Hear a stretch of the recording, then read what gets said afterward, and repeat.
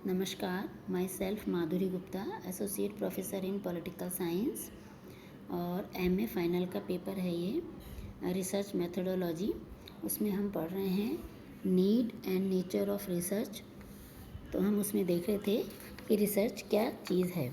अब आगे है कि इस प्रकार शोध द्वारा विद्यमान ज्ञान में वृद्धि होती है और यह सत्य की ऐसी खोज है जिसमें अध्ययन, अवलोकन, तुलना व प्रयोगों द्वारा निश्चित विषय को विकसित किया जाता है। शोध के द्वारा हम किसी एक निश्चित समस्या का वस्तुपरक एवं क्रमबद्ध तरीके से हल खोजने का प्रयास करते हैं।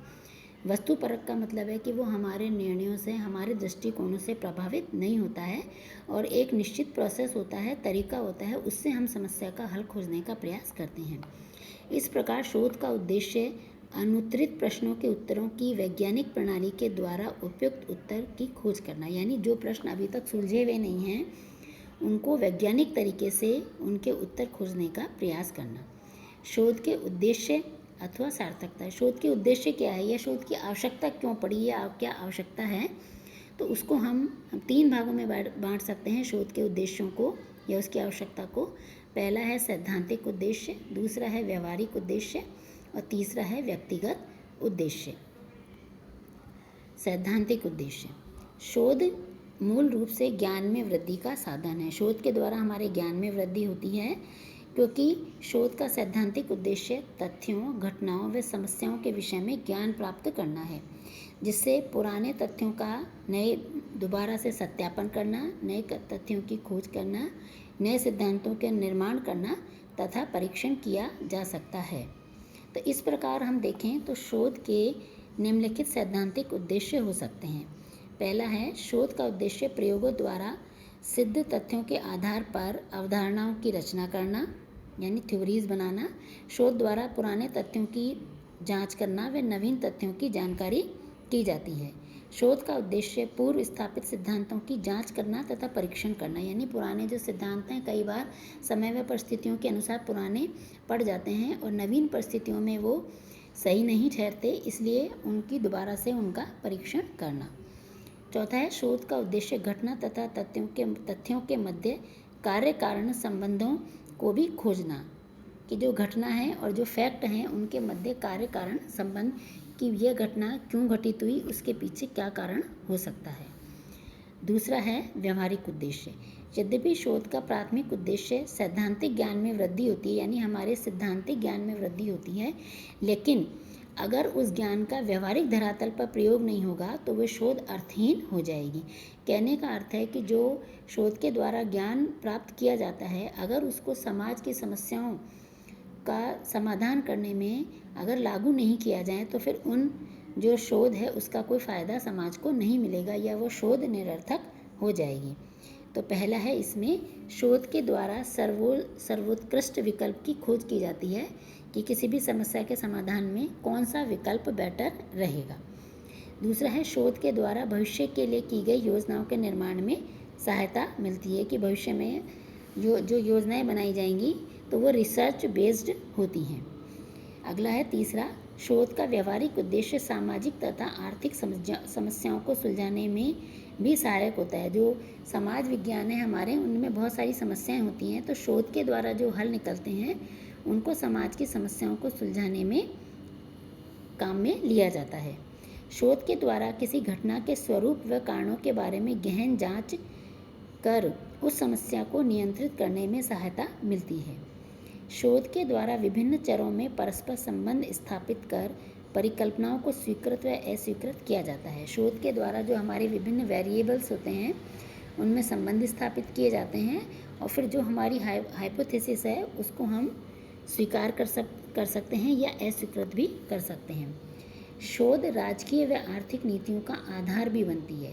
रिसर्च के द्वारा जो हमारे पास में डेटा आते हैं, जब सरकार के द्वारा विभिन्न जो नीतियाँ बनाई जाती हैं उनको वो आधार प्रदान करती है। सरकार के पास जो डेटा होते हैं उनसे वो निष्कर्ष निकालती हैं कि भाई हमारे पास ये डेटा हैं और उसके आधार पर सरकारी नीतियाँ बनाई जाती हैं। शोध व्यवसाय व उद्योग की क्रियात्मक व नियोजन संबंधी समस्याओं को समाधान करने में भी सहायक होती है, क्योंकि बहुत सारे डेटा होते हैं उसके द्वारा जो हमारे उद्योग हैं और जो व्यवसाय हैं उनमें प्लानिंग करने में वो सहायता करती हैं।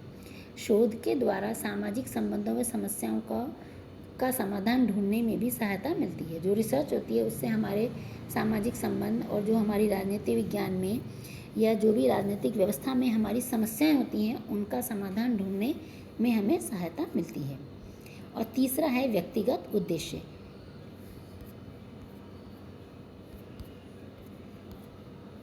यहाँ ये प्रश्न उठता है कि एक व्यक्ति आखिरकार शोध के लिए क्यों अभिप्रेरित होता है। इस प्रश्न के उत्तर में शोध के व्यक्तिगत उद्देश्य निम्नलिखित हो सकते हैं। पहला तो यह है कि शोध के आधार पर व्यक्ति को रोजगार भी मिलता है और उसकी उन्नति भी उसको प्राप्त हो सकती है, क्योंकि बहुत से ऐसे पेशे हैं या व्यवसाय हैं जिनमें प्रवेश करने के लिए एक व्यक्ति को शोध करना आवश्यक होता है। दूसरा है कि एक व्यक्ति समाज सेवा की दृष्टि से भी शोध व अनुसंधान कर सकता है, कि उसकी इच्छा हो कि वो समाज की सेवा करे या वहाँ उसके जिस समाज में वो रह रहा है, आसपास जिस जगह वो रह रहा है, गांव, नगर, शहर, वहाँ कोई ऐसी समस्या हो जिस पर वो शोध करके उस समस्या का समाधान निकाल सकता है।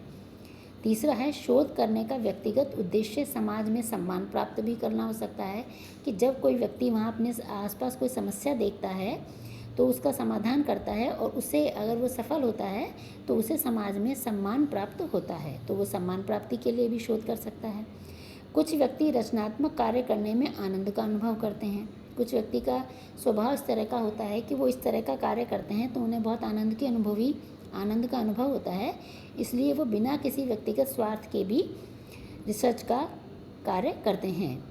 इसी प्रकार शोधकर्ता ऐसी समस्याओं को सुलझाने संबंधी चुनौती स्वीकार करना उचित समझते हैं जिनका वर्तमान में कोई हल नहीं है। कुछ ऐसी समस्याएं हैं जिनका वर्तमान में कोई हल नहीं है, तो वो चुनौती स्वीकार करते हैं। उनका स्वभाव इस तरह का होता है कि वो चुनौती को स्वीकार करके उन समस्याओं का हल निकालने का प्रयास करते हैं, यानी वो साहसी होते हैं, निडर होते हैं और समाज की समस्याओं के लिए वो कुछ भी कर सकते हैं।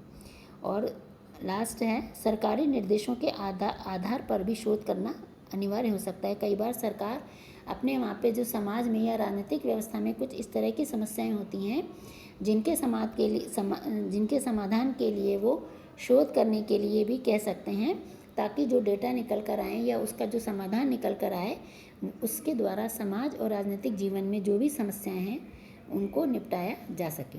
आज का लेक्चर यहीं समाप्त होता है। धन्यवाद।